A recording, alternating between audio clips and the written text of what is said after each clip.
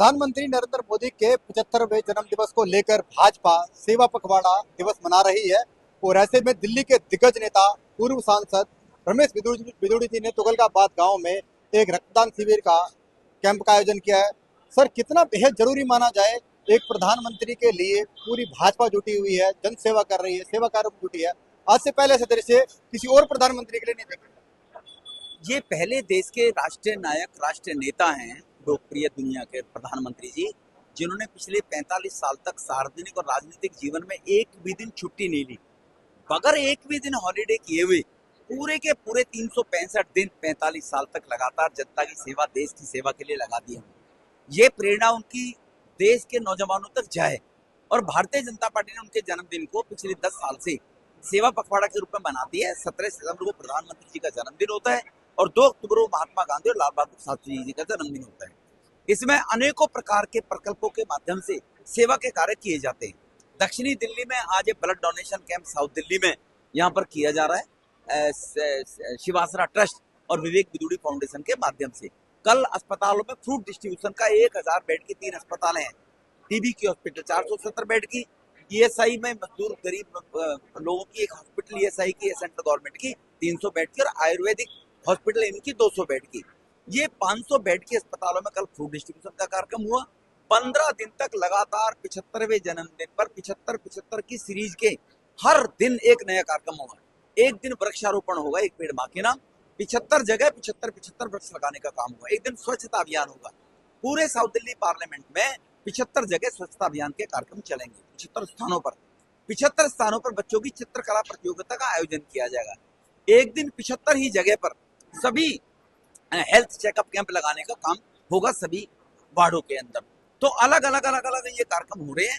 एक दिन दिव्यांग और जो विशिष्ट नागरिक हैं उनके सम्मान का 75 ऐसे दिव्यांग, कल का दिन है, कल हम दिव्यांगों का सम्मान करेंगे और विशिष्ट नागरिकों का सम्मान करने का काम हमारे कार्यकर्ता सभी मिलकर करेंगे जगह जगह पर जाकर। एक दिन 75 एनजीओ, 75 RWA सामाजिक संस्थाओं में काम करने वाले ऐसे 75 संस्थाओं के लोग, उनको इकट्ठा किया जाएगा। चाय पर उनके साथ चर्चा होगी, उनका सम्मान करने का काम किया जाएगा। वो समाज के क्षेत्र में काम करते हैं।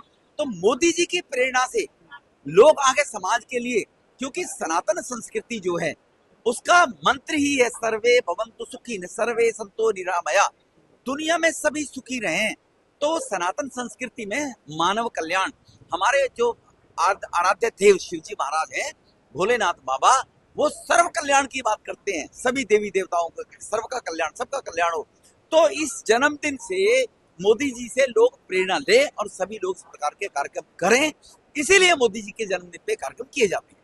सर, मोदी जी का जन्म दिवस तो खास है, लेकिन संघ भी अपने 100 वर्ष पूर्ण कर चुका है, उसको लेकर सर क्या कहेंगे आप? देखो, संघ ही दुनिया में एक ऐसा संगठन है, नॉन गवर्नमेंट ऑर्गेनाइजेशन, जिसका 100 साल तक निरंतर प्रयासरत रहते हुए आज दुनिया के लगभग 125 देशों में भी संघ का काम चल रहा है।